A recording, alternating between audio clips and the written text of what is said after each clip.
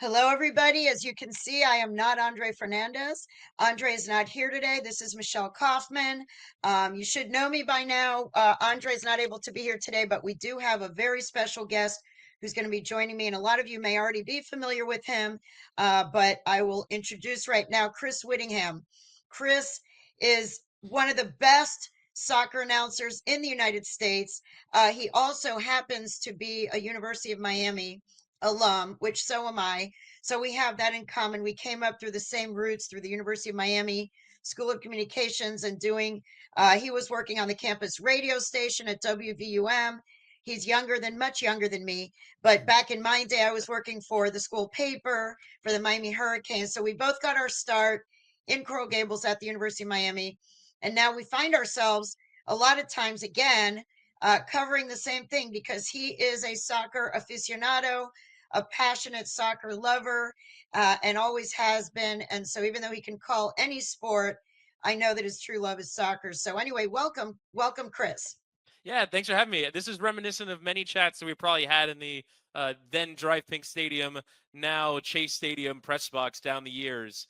Just chatting about Inter Miami and the team and everything that was going on. I remember being with you touring the stadium when just before the first season shut down, and we were there. Like, finally, the stadium's opening. This is happening, and then 3 months off because of the COVID pandemic. So we have been there and seen everything with this team down the years. Oh yeah, no, that tour, we were literally touring the stadium. They had a media tour of the stadium. It was in early March of 2020. We were having a tour of the stadium. The stadium was about to open for the big grand opening of this team, the launch of Inter Miami. And during that tour, I think the NBA had announced it was shutting down the night before. And during that tour, we started hearing some buzzing and some whispering from the team officials. And it turned out that they were going to shut down. They were going to shut down. And we were, in fact, not going to have the launch of this team. And to be honest, it almost set up. It was almost a setup even way back then, which was 5 years ago now in 2020, that this team has always been a little bit of a lightning rod for drama. You could say Yes. controversy. I will say drama and controversy. And we're going to talk about some of that on today's show. Um, you know, there's the constant drama of is Messi going to play? Is he not going to play? And how the opposing fans and the opposing teams deal with that. So we're going to cover that. From the Houston game the other day, there was of course drama with that, as there always is. When is Messi going to play? Is he not going to play? And then yellow cards, red cards, controversies, players arguing with referees. Are they being picked on? Are they not being picked on? Are they just a bunch of hoodlums, or is it that the refs are being unfair to them? That's been sort of a constant with this team, even before Messi and all his friends got here. With Nico Figal, with LGP, all these guys. There's always been I the, mean, the Roman sort of Torres got sent off in the second game of the in the history of the second club game. away in DC. In Yeah. Yes, in the second game of the club, Roman Torres gets sent off, and it was very controversial because a goal was scored as a result. So there's always been drama, and there's always been controversy and drama on this team from day one, really. And we've been there to cover all of it. So in today's show, we're gonna go over some of these controversies and dramas from this past weekend, talk about how the team played, the new players, how they are really stepping up in a big, big way. Noah Allen, Noah Allen, the kid from Pembroke Pines, 20 years old, 5'9", having an impact. And we've got some news on him that Chris alerted me to that we're going to share. And then, Julian Gressel, what's going on with him? He clearly has not been in the plans. Talk a little about him, some of the controversies. Then we'll look ahead a little bit to the next few games. It's a very crowded schedule. So, first of all, Chris, I wanted you to share with our audience all the all the different channels, all the different platforms that you're working for now, and where people can hear you, because you are everywhere. You have relocated to Connecticut, and just tell us briefly about that.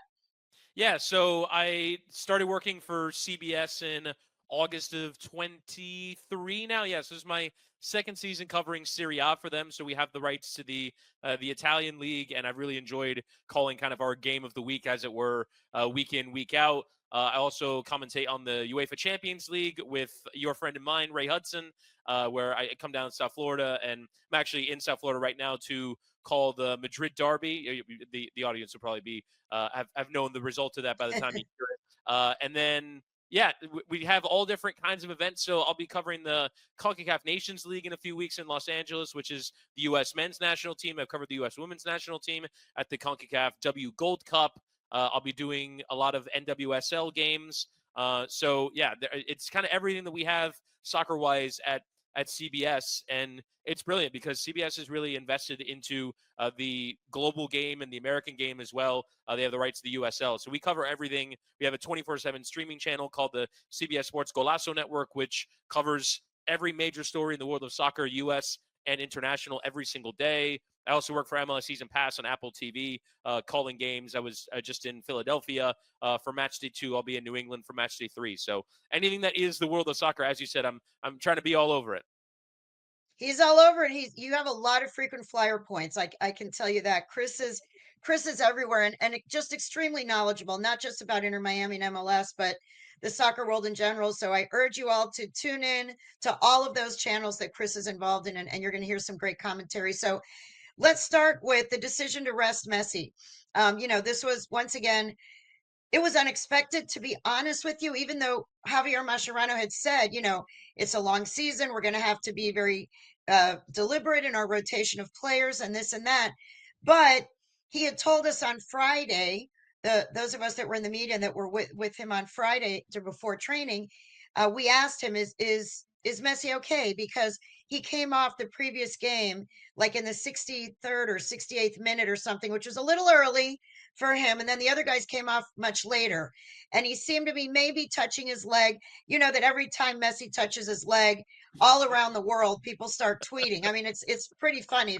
If he sneezes, everybody writes about it and Yeah. tweets about it. So when he touches his leg, there's a worldwide alarm that goes off, almost like the Amber Alert that we have in this country when there's a crime is happening or someone's been abducted, we get an Amber Alert on our phones. When Lionel Messi touches his leg or holds the back of his hamstring for 1 second, there's an alert all around the world, and all the fans are very concerned. So we asked about this to Mascherano, and he said, "Oh no, he's fine. He's fine. He's going to be training like normal. You're going to see. You're going to watch training now for a little while. You're going to see that Leo is out there, and he's fine." So okay, so we go out, we watch training. Leo's there. He did touch his leg at one point during the training, but he trains, and so we just assume that he's going to be on the game roster and he's going to play. And then I have to say that I did break the story. I got a tip off on Saturday from somebody within the club that he did not travel and that it was a coach's decision, that he is not injured. I was told, please make sure in your story he is not injured. This was a coach's decision to rest him. Okay. So, anyway, but still, that was a bit of a surprise because it seemed like he was going to play. At least we thought so. Needless to say, the fans in Houston were not happy. They never are when Messi doesn't play because let's face it, a lot of people buy tickets to see him. He's, arguably the greatest of all time. And people buy tickets to see him in every city and every place he goes. And it's so much to the point that other clubs, including Houston this past weekend, the Dynamo, sends out a text and a message to all of their season ticket holders and their ticket holders who bought tickets saying that, you know, because Lionel Messi is not going to be here, we know you're disappointed, and therefore we're going to give you a free ticket for a future game. So I want to ask you, Chris, I mean, do you think it's we asked Mascherano after the game, we said, hey, did you mislead us? You told us Friday he was okay. He said, hey, I said he was okay. I said he was going to train. He trained. You saw him train. I never said he was going to play. I didn't say he was going to travel. These are private decisions that we make as a coaching staff. So I wanted to ask you, you cover a lot of soccer. Do you think, does the team have any obligation or not to let people know if Messi's going to play or not going to play or travel? And B, what do you think about these opposing teams being so apologetic for an Yeah. opposing player not showing up. I don't think that happens anywhere else in MLS or the world. Am I correct?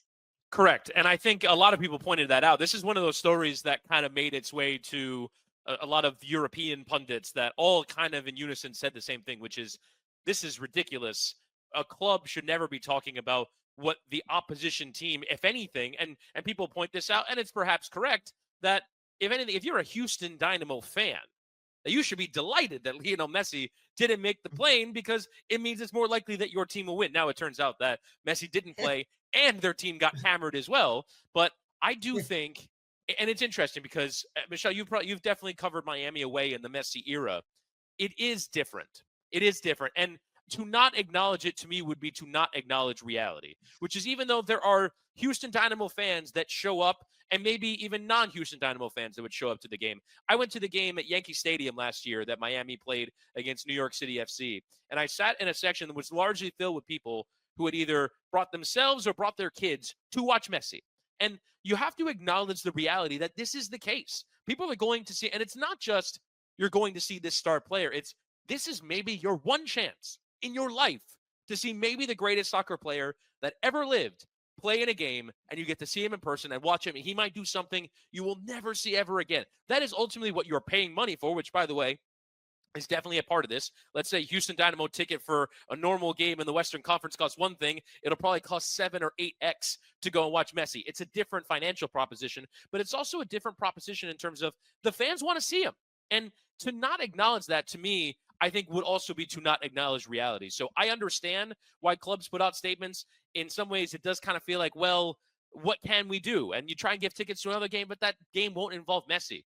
And you have to understand that in this era of Messi in Miami, of Messi in the US, people are going to see him.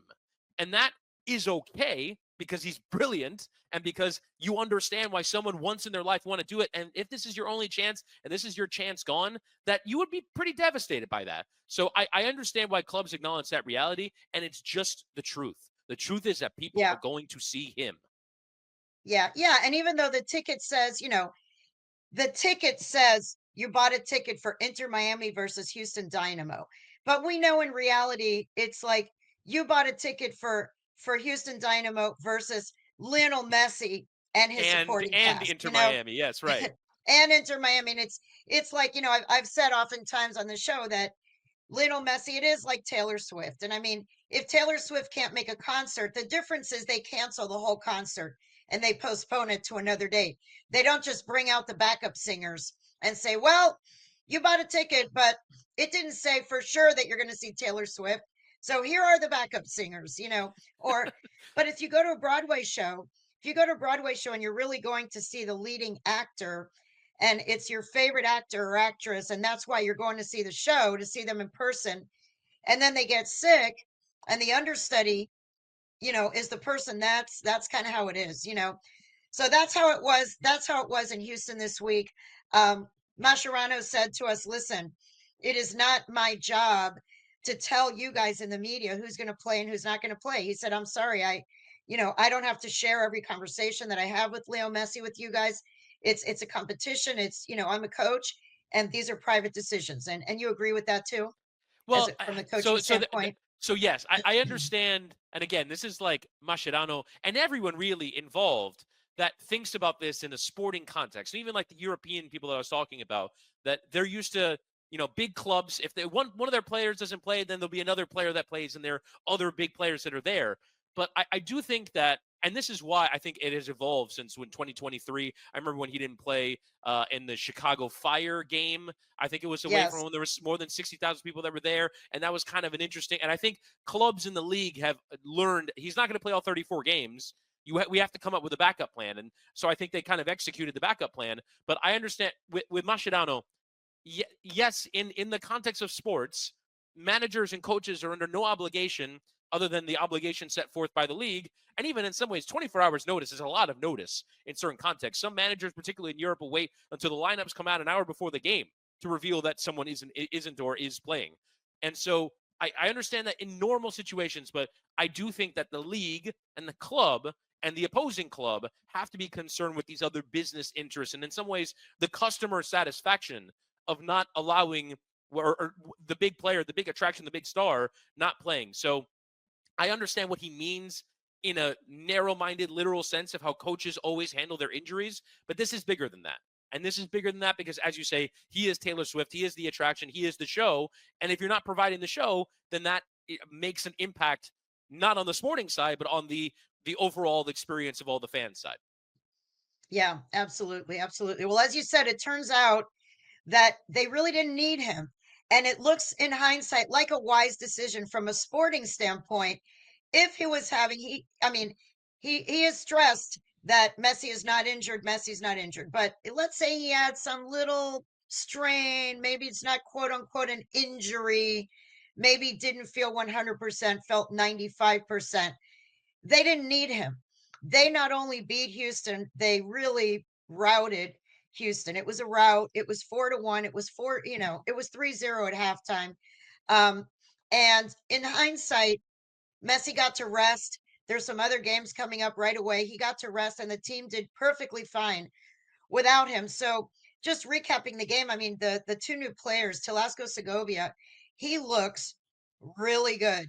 I mean, I'm already seeing people say he's better than Diego Gomez. He's better than Diego Gomez already. People are talking and comparing. He's only played a couple games, but he's had he has scored 3 goals in 2 games, and he looks very dynamic. He looks super involved on both ends, offense and defense, and creative, really nice passing. He's only 21 years old. So this is a guy that he already had some eyeballs on him from Europe. This is a player that I think, he's shown already to be a very good pickup. And then Dario Allende is another one who's also scoring pretty much in every game that he plays. And he's another one. Can you talk about the addition of those two guys and what do you see from those two? Well, I do think that going back to Diego Gomez and sort of that comparison, when you look at how Miami have positioned themselves in the Messi era, yes, they're designated player spots, and the big money is going to go to Jordi Alba, Busquets, Suarez, and Messi. But because of MLS rules, it allows them to also go to South America, make some phone calls, and be like, hey, we know you're on your way.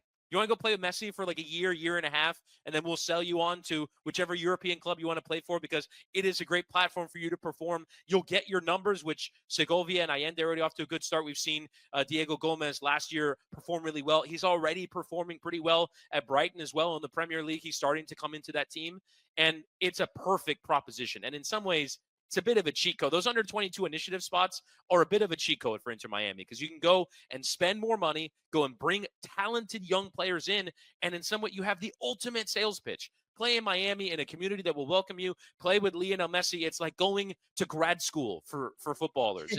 It's unbelievable for them. What a prospect. You're going to get chances. You're going to get opportunities to score goals. You're going to put up numbers, and then you'll probably be on your way. So Miami have handled this brilliantly. And you're going to get to play, and you're a young guy, and you're going to get to play with Messi, Suarez, right. Busquets, and Alba. It's incredible. You are going to go from whatever you're clubbing in South America.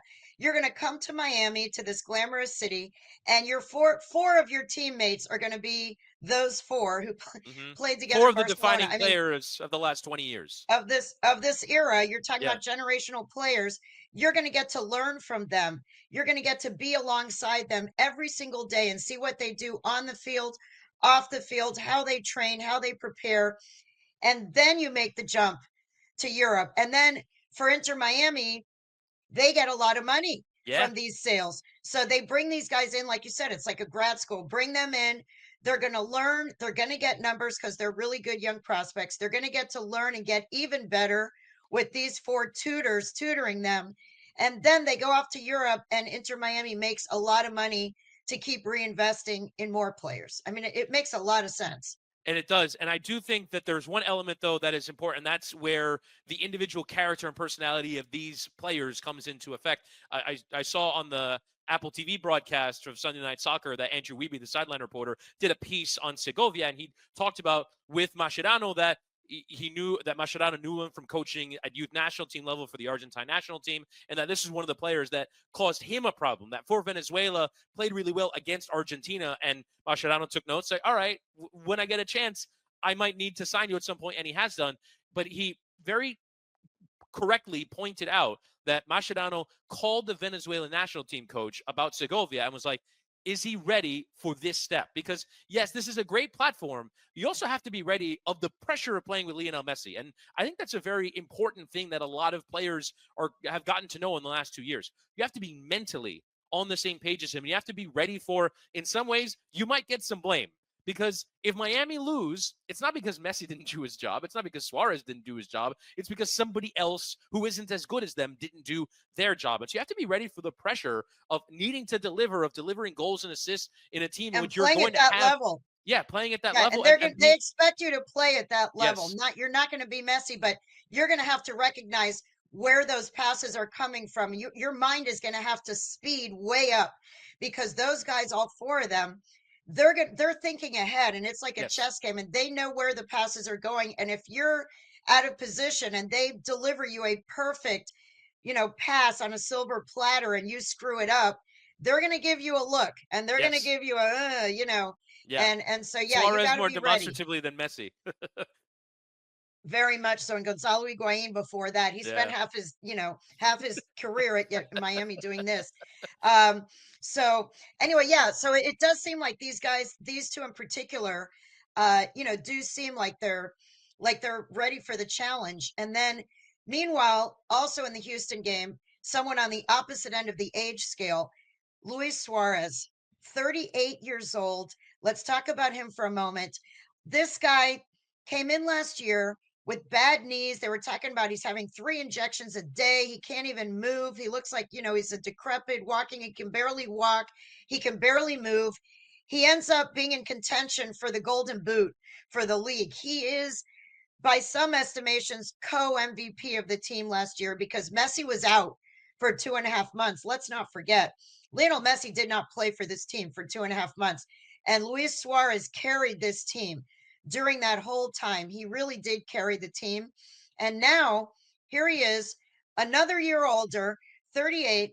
When they show him up close, his face is always all scrunched up. Like an He looks like anguish. he's in awful pain and anguish. It looks like, he needs to go have some kind of a, massage or get in a whirlpool or something. And then all of a sudden, the next thing you know, he's like sprinting and dribbling around defenders and then diving in these acrobatic positions, making these shots. And it's like, what the heck? He's 38 years old. He looks like he can't move. He's grimacing every time they show a close up. And then he comes up with these incredible shots. Let's hear what Javier Mascherano had to say about 38-year-old Luis Suarez, El Pistolero, who keeps on doing it. Let's hear what Javi Mascherano had to say. Bueno, la verdad que, ¿qué puedo decir yo de Luis? Todo lo que ha hecho en el fútbol. eh, Posiblemente estamos hablando de uno de los mejores 5 centrodelanteros del mundo en los últimos 10 años. Ha jugado en grandes equipos, en todos ha tenido una influencia muy, pero muy grande, no solamente en el Barcelona, sino en el Liverpool, en el Atlético de Madrid. Y obviamente para mí es un privilegio como entrenador entrenar este tipo de jugadores. Sabemos que obviamente Luis está en una etapa de su carrera donde tenemos que tratar de ir dosificándolo todo lo que podamos, porque además es un jugador que como delantero siempre ha dado una mano muy grande en el aspecto defensivo. Yo lo decía el otro día, ¿no? No es solamente todo lo que hace en la fase ofensiva, sino todo lo que nos da en esa primera presión, cómo organiza a sus compañeros. Es un chico muy inteligente, entiende el juego de una manera muy especial y eso es muy difícil encontrarlo en el fútbol. Nosotros lo tenemos que aprovechar. Clearly, Javier Mascherano is a huge fan of Luis Suarez, and he starts off by saying, "What can I say? What can I say about Luis? This is a guy who, we're talking about," he said, possibly one of the top 5 center forwards in the world of the last decade. And he said, everything that he does not only, at his age, but not only offensively, but he's brought this up twice now in the last week. I've asked him about Suarez twice in the last week because he keeps doing these phenomenal things. And each time he says, it's not only the offense and the scoring and the goals. He said it's what he does defensively, it's what he does, in the high press, and to how he organizes his teammates, the influence. He said that everywhere that he's played at some of the biggest clubs in the world, and everywhere he's played, he's had a massive influence on the team, and that continues now. And he stresses again, not only offensively, but defensively, which is something we wouldn't think about. So, Chris, what do you think about his assessment of Luis Suarez and what he is still bringing at this point? Well, I do think that in a bygone era, he's one of the best pressing forward, and we didn't really think of forward play as definable by defense really until pressing became such a big part of the game. But Suarez was one of the very best. And if he still physically could, he would still probably be at that level, but he still has the brain. And I think that's the biggest thing. We talked about it with the young players earlier. He has that mentality of knowing what to do, but also as intensive, as competitive as there is in that area, in that forward position. And I think it is remarkable, as you say, when you watch him physically anguish through games, and yet he still pulls off a moment of magic to physically beat an MLS defender who, and obviously whenever those sorts of moments go viral, a lot of criticism comes for the defenders. But the one thing you cannot fault them for is their physicality. MLS defenders are physical, they're athletic, they're good athletes. And yet Suarez has the ingenuity to figure out ways to create space for himself when he doesn't really physically have it anymore and get those strikes away. Let's not forget he had 2 assists in the game as well. And Yes, Suarez is right. he's going to have a big part to play in this season. And it is remarkable. He stays healthy. He's good enough to get out there on the field and perform game in and game out. And when Messi isn't there, he becomes the leader of the team, as you say. When last year he was out for all that period, they won 8 of 9 games. And Suarez and his leadership and what he does in the forward areas of the pitch is such a big part of the reason why. Yeah, yeah, absolutely. So he's been just what an amazing pickup. I mean, when they signed him last year, there was a lot of question, a lot of skeptics, and he's proven everybody wrong. I want to talk real As quick they about say, Noah class is Allen. permanent. Yes, exactly. He's really something. Um, Noah Allen on the young end of the scale now, 20-year-old. Just real quick, I want to share with the news that just came out today that ESPN reported about Noah Allen. Noah is, he's 5'9". He's a kid who came up from the academy from Pembroke Pines, a local, and Tata loved him. Everyone loves him. I mean, Phil Neville loved him, Tata loved him, and now Javier Mascherano loves him. Tell us real quick about the news. Yeah, ESPN is reporting that while he has played for the U.S. youth national teams in the under 20s, I don't think he made the World Cup squad or the Olympic squad. But despite the fact he's played for the U.S., he could be soon representing the Greek national team. This is from a report from ESPN. Paperwork was recently approved by FIFA according to the change of association platform. So I did not know of his Greek origin. Apparently his mother is Greek. And of course, that ancestry can go all the way to your grandparents in terms of who you represent internationally. So he's not getting an opportunity for the U.S. He might get an opportunity for Greece, which is remarkable because you would expect someone playing in the Greek league or whatever. But very clearly, the Greek national side has done their homework and they see some kind of path for Noah Allen featuring in their team. I've always kind of wondered positionally where he fits, but he's playing as a center back in a back four and thus far has looked up for it in this season. As you're saying, he performs well. Figuring out where he fits in the grander scheme has kind of been probably the only issue that slowed him down in his career, but he is very clearly a hard worker, a valued member of the club by multiple coaches, as you say. And you can understand why, if you're the Greek national team, you're looking at where can we go and find players and maybe go and recruit some dual nationals, and maybe Noah Allen is that option. Yeah, yeah, absolutely. One other thing I want to mention on the defensive side is the goalkeeper position right now. Drake has been out. He finally got a chance to be on the game roster for the first time, but he didn't get to play. He's been dealing with this adductor injury that's been more nagging than anybody would have anticipated. In the meantime, another 38-year-old, this one from Argentina, Messi's longtime friend, Oscar Ustari. He basically was brought in last year as a stopgap. They signed him to like a 4-month contract, and now he's the starting keeper. He's doing pretty well. He's doing pretty well. So it looks like when Drake Drake is back now and he's training, but I don't think, even though Drake is co-captain of the team and everything, I think Ustari's making it tough. What do you think about that goalkeeper position, real quick? Well, I mean, remember when Drake Callender initially got the position, it was because the starter at the time, Nick Marsman, was dealing with an Yes, injury, and he stepped in and performed well and never gave the job back. And he's been the starter now for exactly. more than 3 years. So it is incumbent upon him to kind of win Same that job back. And situation. right. And I think in some ways he might benefit from the fact that Miami are playing in multiple competitions. They have the two-legged tie against Cavalier coming up. If they rotate either in MLS or in the CONCACAF competition, maybe he gets a start and can show again that he's ready to be a member of the team. But Ustadi is a player who has a ton of experience in his career, played in Liga MX, played in South America. And so you can understand why a coach would want an experienced hand in goal. He probably organizes that back line very well. He probably does different things than Drake does. I still think that, obviously, given their ceiling, given Drake's shot-stopping ability, Drake Callender has won this club trophies. You go back to Leagues Cup in 2023. You go back to the Supporters Shield. He came up with big moments over the course of that Big season saves. Yeah. to win games, to win points. And so Drake is a key part of the club. But for the moment, you can understand why Mascherano is trusting of Ustadi in goal, because he is that kind of experienced hand, and he doesn't look his age. He's not, slow to getting to saves. He's been up for it in almost every situation. Yeah, definitely. It's going to be interesting. It's going to be interesting to watch that. Ustari also speaks Spanish, which, as we know, is a big benefit on this team. But Drake has had huge moments for this team. Like you said, he's a guy who makes big saves at big moments. So that's a really interesting positional battle that we're going to keep an eye on. Really quickly, I want to say that one guy who seems to not be in the plans from what we can see, Julian Gressel, has not appeared at all.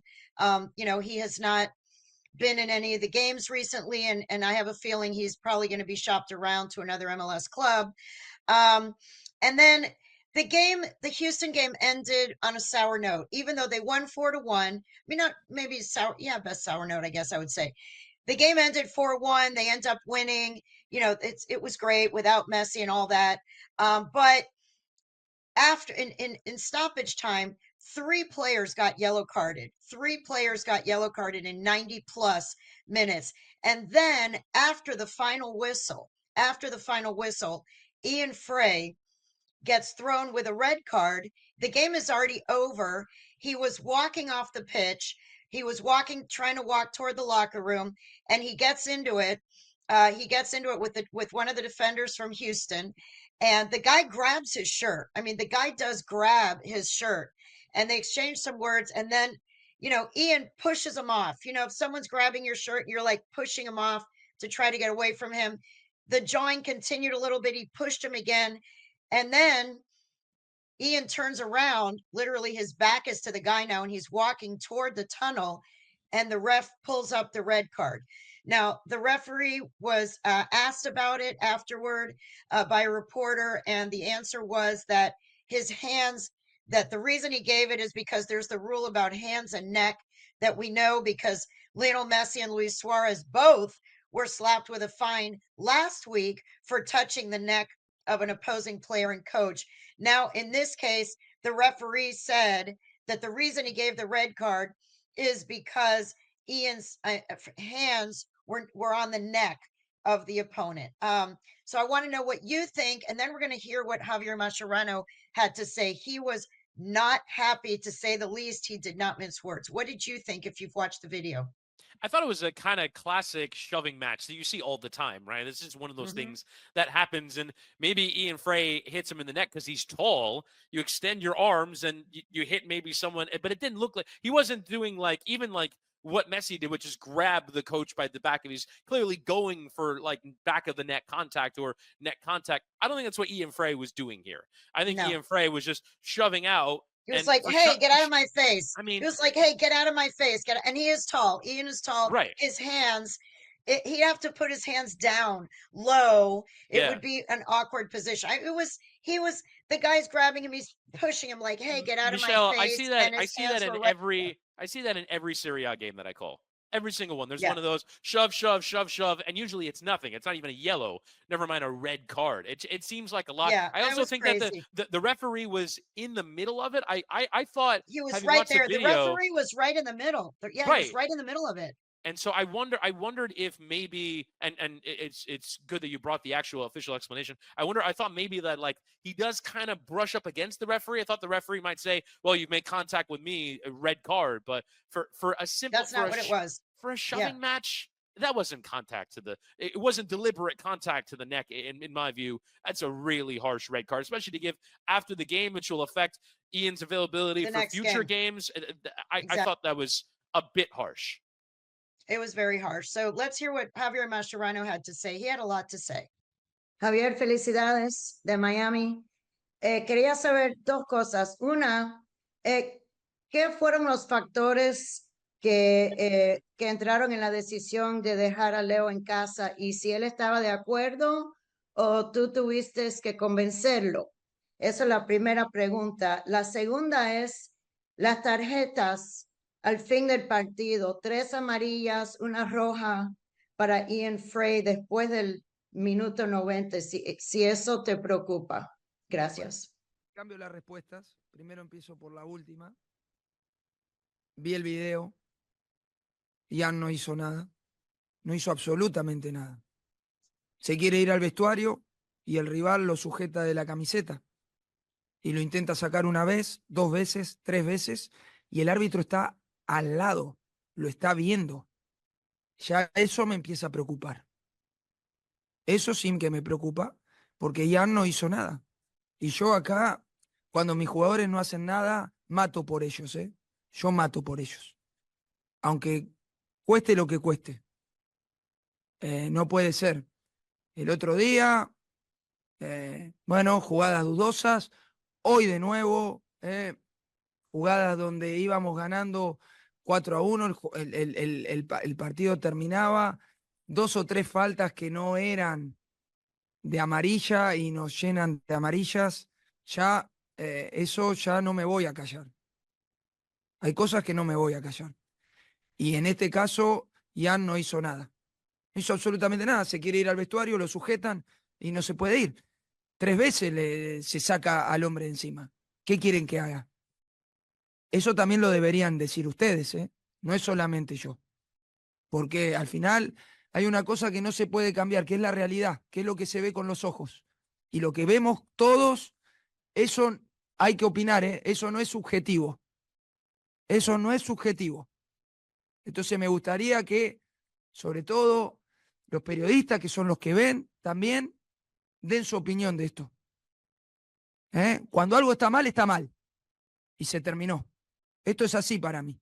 Como si nos equivocamos nosotros, también lo diremos. Pero en esta no, Michelle, ¿eh? Esta no. La de Ian no. Wow. Okay. Strong. Strong. He is not happy. He said Ian did nothing. Ian did absolutely nothing. And he said, the 2 calls in the previous game, which he's talking about Suarez and Messi, he said, well, maybe those were questionable. He said, in this case, Ian did absolutely nothing wrong. He was trying to get to the locker room. A guy grabbed him by the shirt. 3 times he tried to push himself off from the guy, and the guy wouldn't let him. What is he supposed to do? He said, he stressed again. He did nothing wrong. And he said, when my players don't do something, when my players do nothing wrong, I am going to speak out for them. His exact words were, I will kill for them. Yes. Okay. He is going to go to the mat for them. He is going to fight for them, he said. And he said, no matter the cost. So if he gets fined or whatever, he said, that's fine. He said, whatever the cost, he is going to go to the mat and kill, he said, for his players who did absolutely nothing wrong. And he said that he is concerned about the fact that they were slapped with 3 yellows, which he didn't think were yellows. And then right after that, to give Ian this thing, and that the referee was standing right there, right in the middle of it. It could see what happened. And he said that really concerns him. And then he urged the reporters. He said, I urged the reporters to please talk about this. And I was going to talk about it anyway, but he said, I urge the reporters to talk about this because what's right is right and what's wrong is wrong. And this is just wrong. What happened is just wrong. So he was really, really fired up about that. And I know that the club will appeal this and we will see what happens. I'm assuming Mascherano may get fined for criticizing the refs, whatever, maybe they will overturn the decision of the red card. It does really seem like it was very excessive to give him a red after the game for that, and then to have him miss the next game would really be too much. Finally, we're going to close really quickly, just with the fact that they have a busy schedule coming up, and I just want to bring up the next few games. On Thursday night, they're going to be playing back in the CONCACAF Champions Cup, round of 16. The first game is here at home against Cavalier SC, a team from Jamaica that won a Caribbean Cup tournament. And then they play again on Sunday against Charlotte, back to the league. And then next Thursday on the 13th, they go to Jamaica. It will be Lionel Messi's first time playing in Jamaica. The Jamaicans are very excited. The game has been moved from the smaller stadium to the National Stadium. As you might imagine, I'm sure those are going to be hard tickets to get in Jamaica. Just give us in 1 minute, Chris, what do you see for the week ahead? Well, I do kind of want there to still be something on the line by the time we get to that second leg. So meaning Miami don't beat them 7-0 in the first leg, because I do kind of want to see Messi in Jamaica in a game that they might have to win, right? If Cavalier keep it any kind of close in the first leg, Messi will have to play, and that's I think Miami want to win this CONCACAF Champions Cup. I think based off the fact that they rested Messi in the second game of the MLS regular season, I think they recognize that in the first part of the season, this is the competition they're placing the emphasis in, because they want to be champions of CONCACAF. They want to get a spot in the Club World Cup, not because they're named the host country, but because they're one of the champions of CONCACAF. They want to play in the Intercontinental Cup against some of the big teams. It's another platform upon which to play. And so I think they're really taking this competition very seriously. And that would mean that I think Messi's resources will be dedicated towards this game against Cavalier on Thursday. I think Charlotte in the East is a really difficult team. They have 4 points in the early part of the season. They're going to be one of the contenders, I would say, probably at the top of the MLS Eastern Conference. That's a big game in the league. But I for me, am most interested in if Cavalier can make this any kind of a game on Thursday where they're not losing 5 or 6-0, and then Miami would be tempted to rest players in the second leg. Yeah. So much. I mean, we packed so much into this show, so much to talk about always with this team. Always. And Chris Whittingham, always. We could talk for 3 hours. Chris Whittingham, thank you so very much. As you guys see, this is a guy that you need to be listening to more. Look him up on all the platforms on CBS. Look him up on the daily shows. Look him up on Apple TV. Whenever you just Google his name and see where he's going to be, and tune in. So anyway, I want to thank everyone once again for tuning into this show. We really appreciate everybody in the audience and your comments on YouTube. You can watch us on YouTube, hear us on Apple, Spotify, wherever you get your podcast. Thank you so much once again for joining us, and send us your comments on YouTube, and we will see you next week. We're going to have a lot to unpack. Andre will be back. We'll have a lot to talk about next week, but thank you so much again, Chris, and everybody have a great week.